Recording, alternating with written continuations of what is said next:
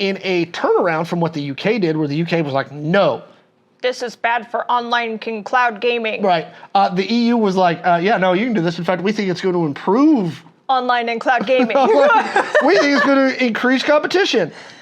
Yeah, so we actually have some theories on why this is happening, but besides the theories... Besides the fact we see the EU still a little salty about Brexit.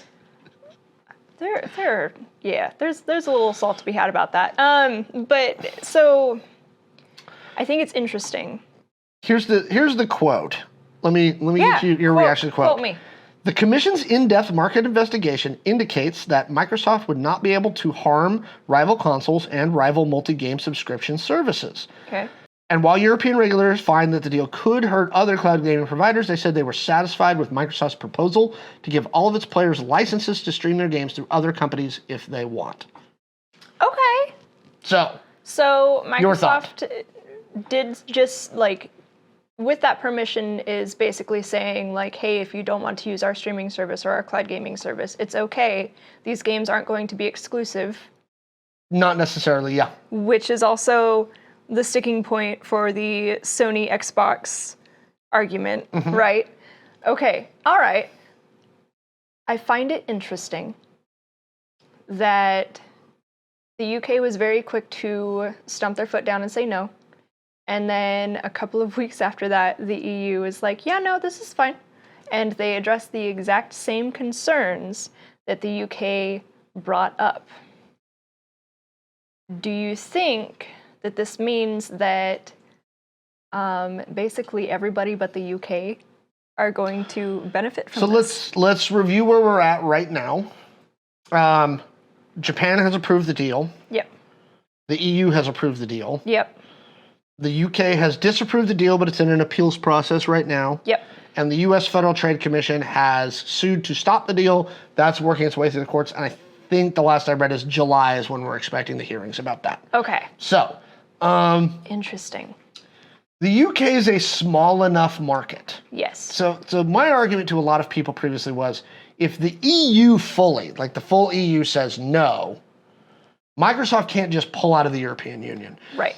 Their footprint in Japan is tiny. Right. Right. They've never, and I mean not even close to competed with Sony in Japan and Nintendo. They can't touch Sony and Nintendo. That's their home turf. That's fine. It's there. They have it. But if that wasn't there, it's not a huge deal.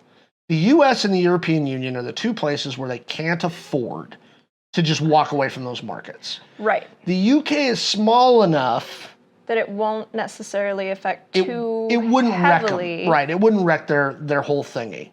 But the US, on the other hand, is too big of a market. Hub, right? That's their home turf. That's the last one. Have we heard anything from the Southern Hemisphere? Because I do find that a lot of this has been only Northern Hemisphere. For video games, they're just not a large enough market for them to pay attention to as closely. Okay. China's pretty much locked out all of those guys, and they don't like to go in there because of IP theft. Right. Right, and because of knockoffs and things like that. So that's not a huge one for them. Again, this is why a lot of the coverage has been focused on EU, UK, Japan, and us. Right. Is because those are the four markets that, if this deal's going to coalesce, it's going to be it's got to be those ones that say it's okay. Because if they have to cut out Chile, Microsoft doesn't care about cutting out Chile. They're like, all right, whatever. You don't want to approve it, we just won't have our service in your country, right?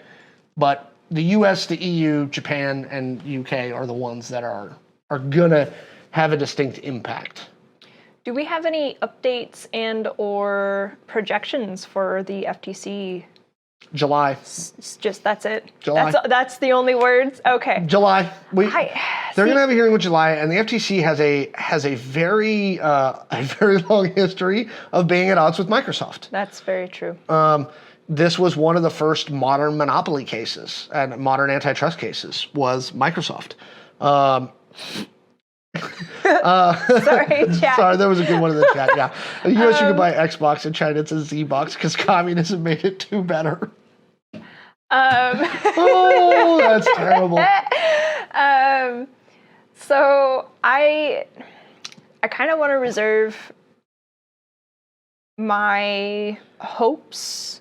Because you're a fan of this deal, Well, in general. yeah. I mean, so we've Partially seen, because you think Bobby Kotick's going to get kicked out of Activision. Yes. Yeah. I mean, especially with the discourse over everything that happened with Blizzard, and especially with Activision's own public image, like seeing Microsoft take it over, especially with how they take care of, shit like that. That's because they actually have an HR department. Right. And their HR department cares about inclusion. It cares about taking care of, the employees, women, and everybody else. Like So you're not going to have the same cultural issues at a Microsoft, which is a much older, much more mature company. Yes. Than a video game company like Activision. Yes. So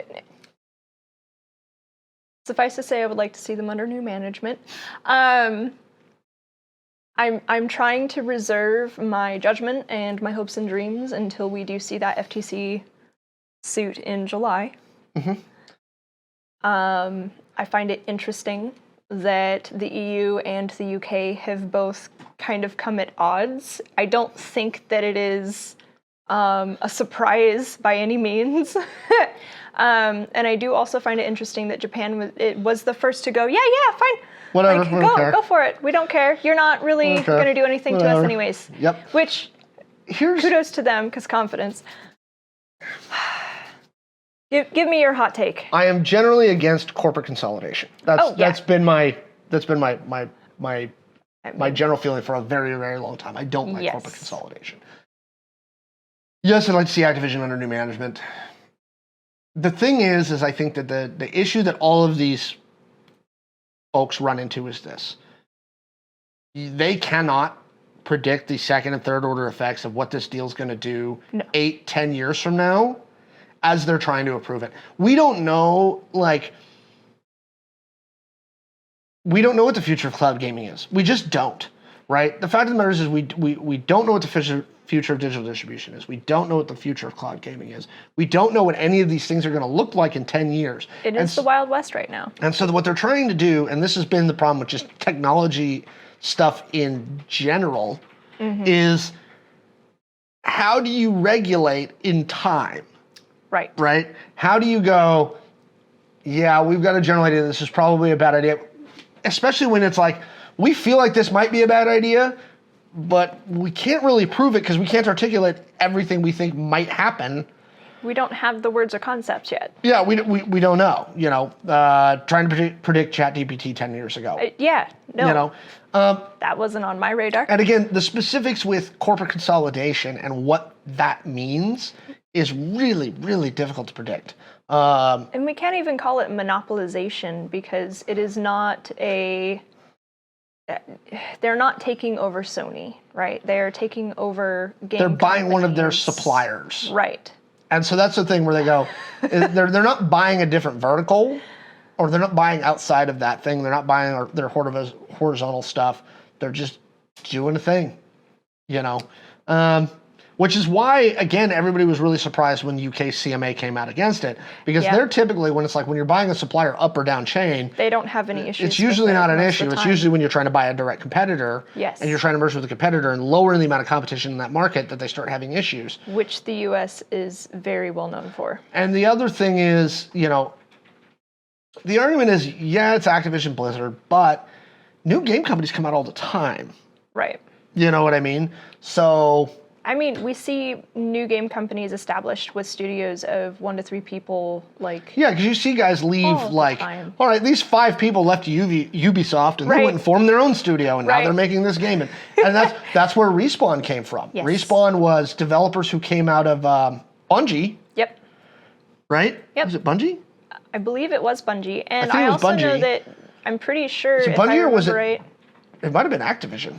Because it might have been Call of Duty guys. Save us! I'm lurking. So it's like when Carnegie bought the railroads and distribution of his steel. That worked out well for everyone. Actually, speaking of Pinkertons, yes. So funny. Again, I'm not, at my core, I'm never rooting for the corporations. Yeah. They're not people. The big difference between Carnegie and here, and this is one of the reasons why a lot of times these will fly through. feel like we need to take a clip so that we can have insert foot and mouth for the future. Video games are a luxury good. They are not. Carnegie, when he's buying rails, he's buying the means of distribution for food and, goods and things like that. Right. Video games are, at the end of the day, a luxury good. You don't necessarily need them to live or survive. Yep. However, they are a bonus to have. Yes. So the way that they look at it from a regulatory standpoint is necessarily going to be very different. Infinity Ward Call of Duty. Yeah. The Infinity Ward Call of Duty guys came out and they made Respawn again. And I do believe that they actually ended up working well together and giving each other kudos at the end of the day anyways. Look, I'm all for owner-operated companies. Yeah. There are some of them. Now, there's been some of them that are actually really, really bad. Wincoat Foods comes to mind. The EU approving it is a huge step forward. I have gone back and forth where I'm like, it's going to get done. No. It's very much one of those things that have kept us on the edge of our seats. And we are going to continue to be on the edge of our seats. So this is done one way or another. It'll be interesting. Let us know what you guys think. I can only imagine, right, that either this turns out very good for gamers or just absolutely a shit show, either way. And so if you have YouTube chat's very much repping the go play a board game at an LGS instead. You can just come play video games here. Yeah, we have video games. We have Game Pass. We have Switches. We have PS5s. We have regular Xboxes for LAN parties. All that good stuff. But at the end of the day, I do think that having better management and better control over the frat boys, so to speak, and probably a good idea.